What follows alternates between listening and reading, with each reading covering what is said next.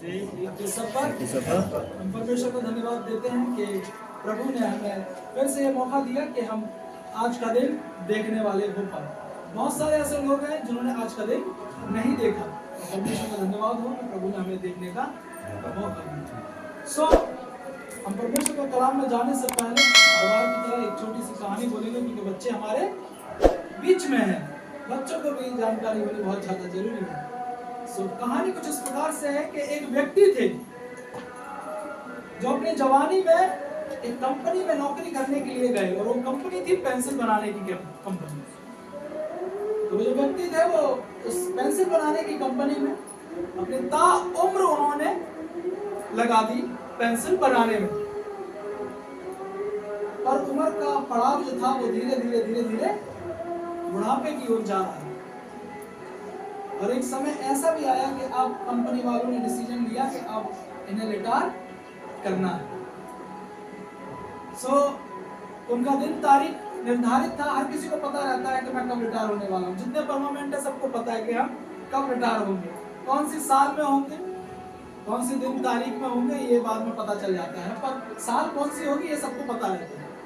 तो उन्हें भी ये पता चल गया कि भाई अब आज कल का जो दिन है वो मेरा आखिरी दिन है कंपनी में।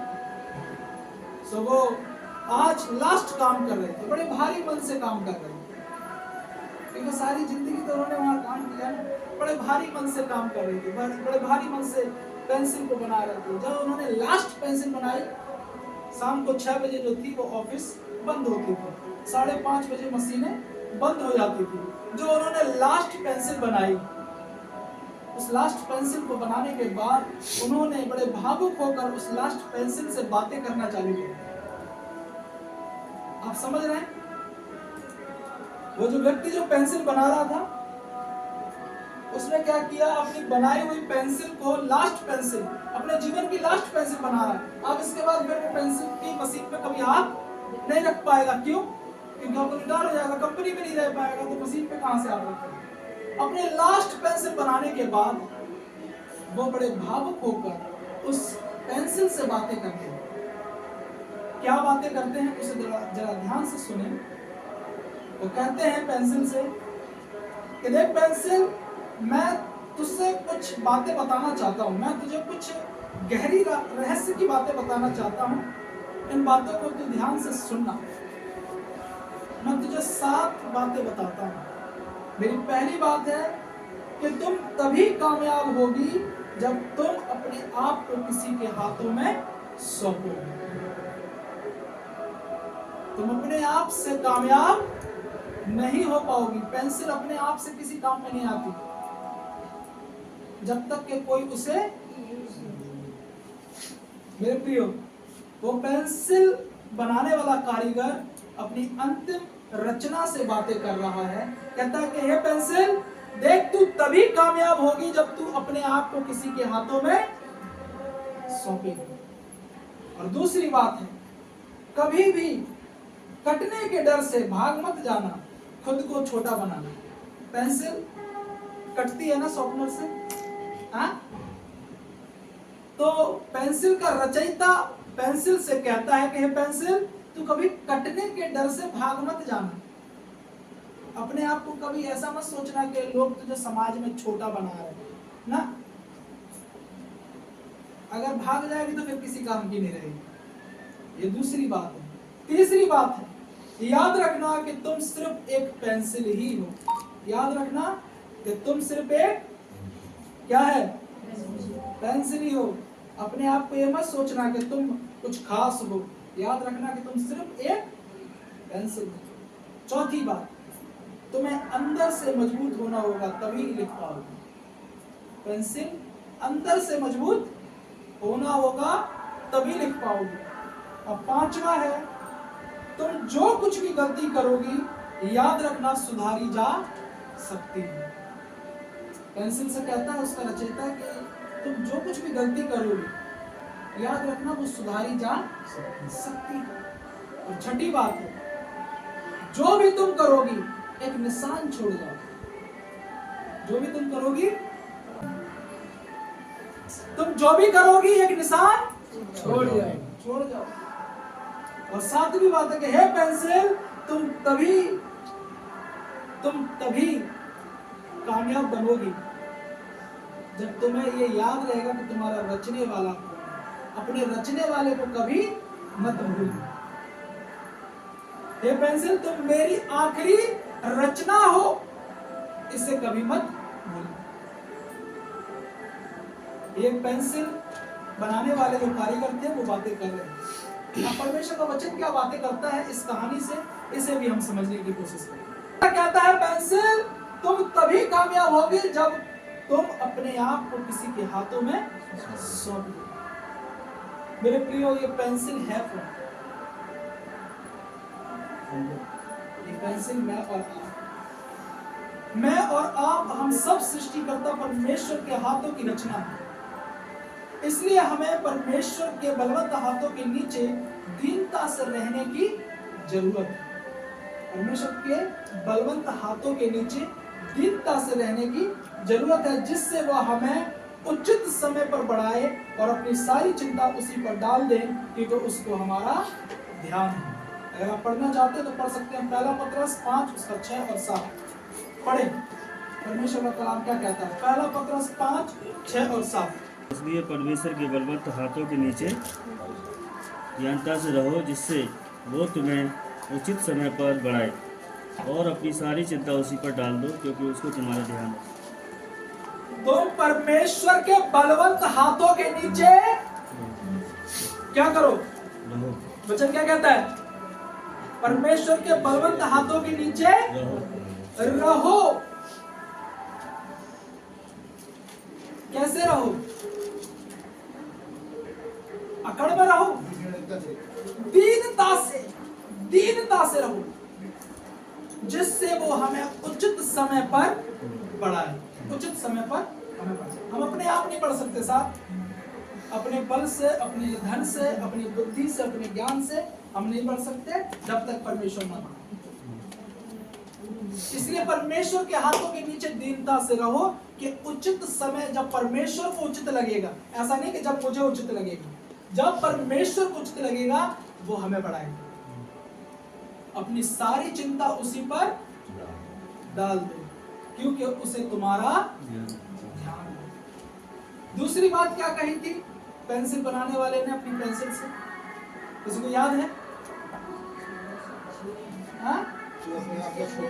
बहुत बढ़िया, ताली बजाओ दीदी के लिए। तू कभी कटने से डरना नहीं। कटने यानी छोटे होने से मत लजाओ। मैं और आप कई बार लजा जाते हैं, लोग क्या सोचे, कैसा सोचे, अरे कैसा करते है ना। कई बार मैं और आप ये सोचते और ये सोचकर हम काम नहीं करते, ये सोचकर हम आगे नहीं बढ़ते। चाहे सामने वाला ना भी सोच रहा हो, हम अपने आप ही सोच लेते वो हमारे बारे में क्या सोचे। चाहे वो ना ही सोच रहा, फिर भी हम अपने आप सोचकर उस काम को करते ही नहीं, उसमें आगे बढ़ते ही नहीं। कटने का यानी छोटे होने से मतलब लजाना है, क्योंकि जो कोई अपने आप को बड़ा बनाएगा वो छोटा किया जाएगा, और जो कोई अपने आप को छोटा बनाएगा वो बड़ा किया जाएगा। मत्ती 23 आयत वचन 12। मत्ती 23 उसका 12।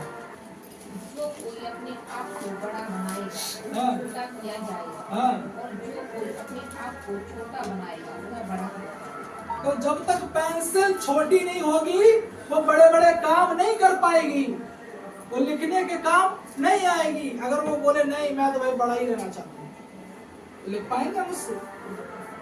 हम सभी कभी ना कभी तो स्कूल गए होंगे, है ना, तो हमें पता है कि नई पेंसिल लाते तो थोड़ी बड़ी होती है, पर जब उसे यूज करने के लिए हमें क्या करना पड़ता है उसे, तो क्या हो गई, वो बड़ी रही, छोटी हो गई, पर उसकी धार निकलने के कारण वो बड़े बड़े काम कर सकते।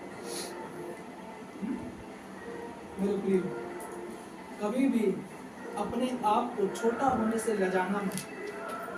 लोग कई बार आपको तुच्छ बोलेंगे, कई बार आपको गिराने की कोशिश करेंगे, कई बार आपके बारे विरोध में बोलेंगे, परवाह मत करो।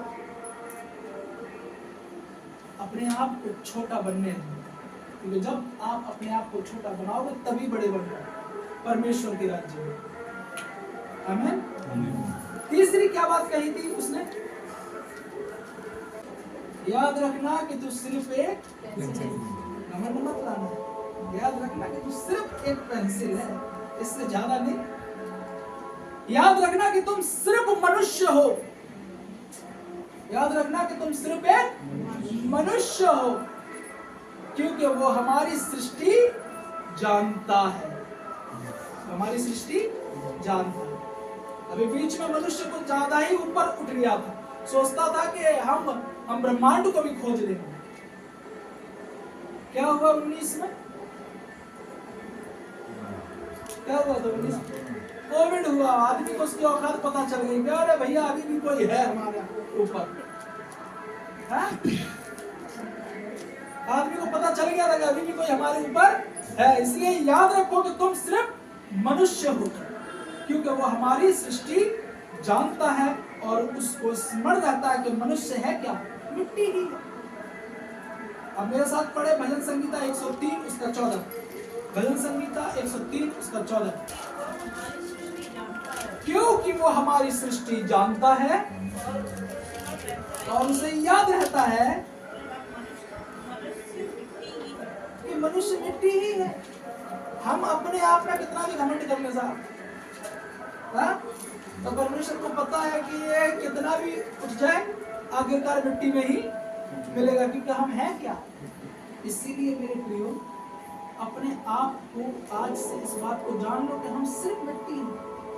कितने भी अच्छे पोशाक पहन ले, कितने भी दामी सेंट मार ले, कितनी भी बेहतर घर में रहे या कितनी भी लग्जरी जिंदगी जिए, एक दिन जाना वही है। इसलिए याद रखो आज से ही कि भैया बस खुदा इतनी दे दे कि बदन ढक जाए, खुदा इतना दे दे कि किसी के आगे हाथ ना फैलाना पड़ जाए, खुदा बस इतना दे दे कि पेट भरा, और अगर एक्स्ट्रा हो जाए तो दूसरे में साझा करना।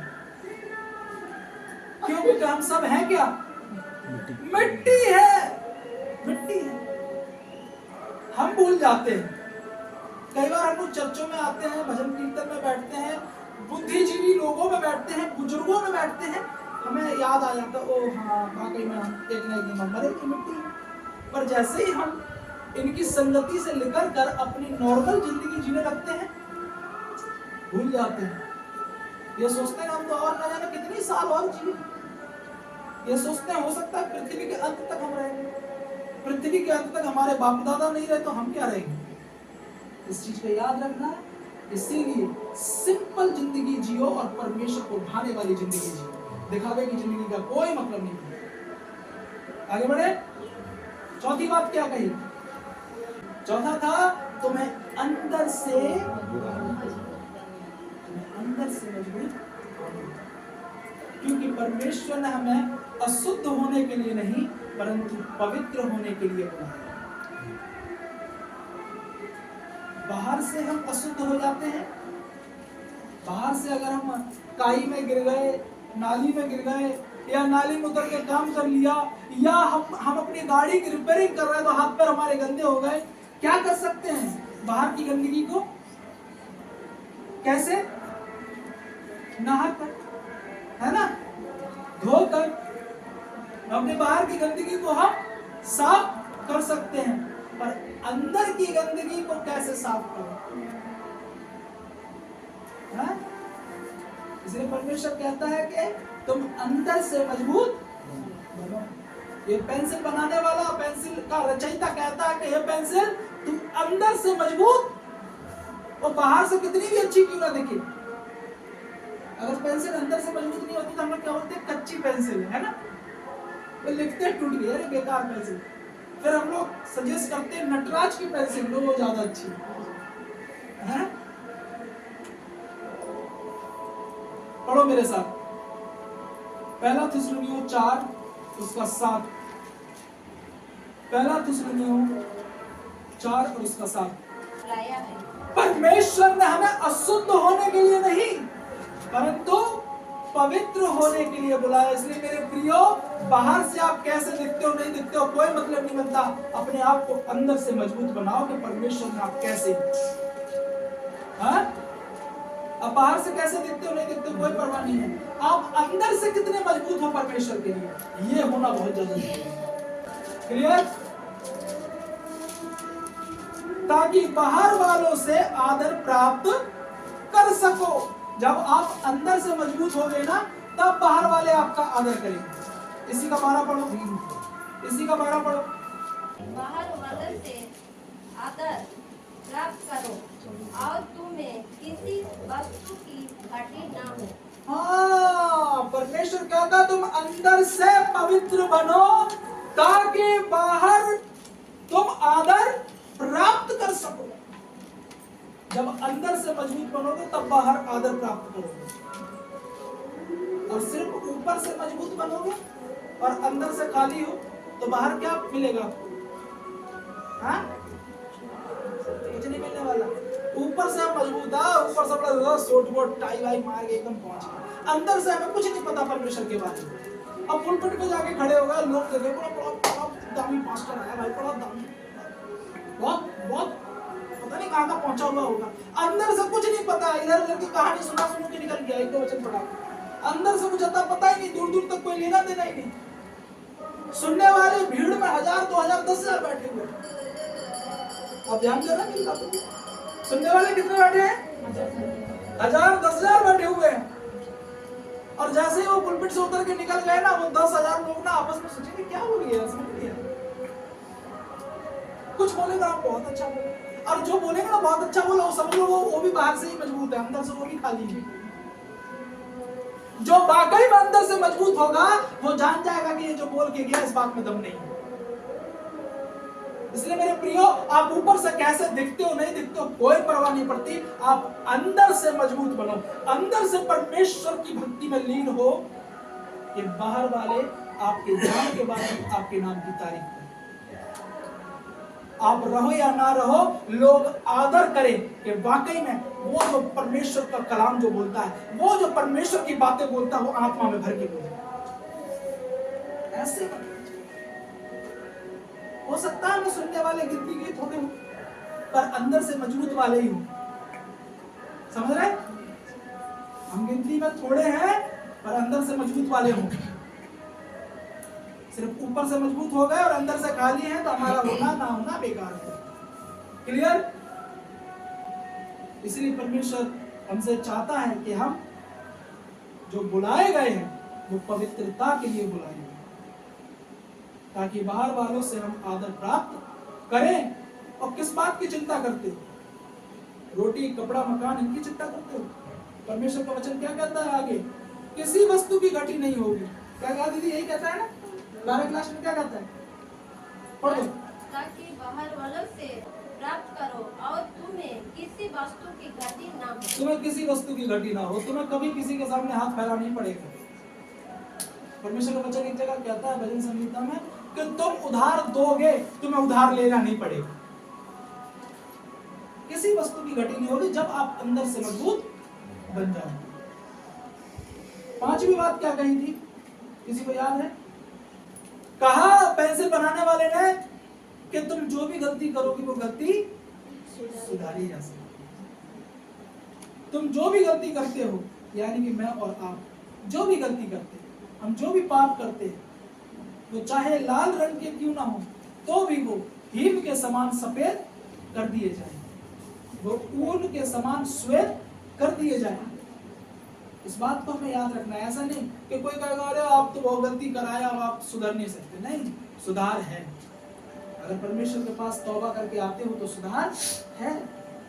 जैसे पेंसिल को सुधारने का काम कौन करती है? पेंसिल अगर गलत कुछ लिख दे तो उसको सुधारने का काम रबड़ करती है। अगर हम इंसान अगर कुछ गलती करते तो हमारी सुधारने का काम, बस शर्त यह है कि हमें उसके पास जाना पड़ेगा, तभी होगा। सो आप पढ़े मेरे साथ यशा की पुस्तक 1 और उसका 18।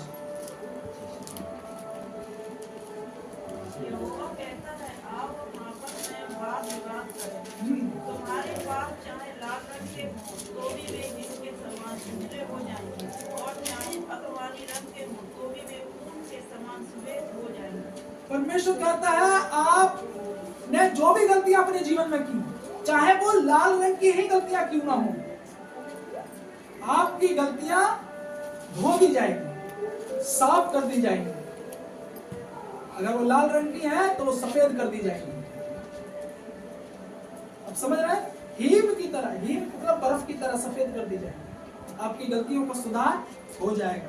इसलिए अपनी गलतियों पे हमेशा बस रोते मतलब अरे गलती हो गई, माफी मांग ली, क्षमा मिल गई, आगे से गलती नहीं करेंगे, आगे बढ़ जाओ। सुधार है, क्यों मैं नहीं कहता, कौन कहता है? परमेश्वर का वचन कहता है। यशायाह 1:18 में साफ। छठी क्या है? निशान छोड़ता है। अरे वाह, बहुत बढ़िया।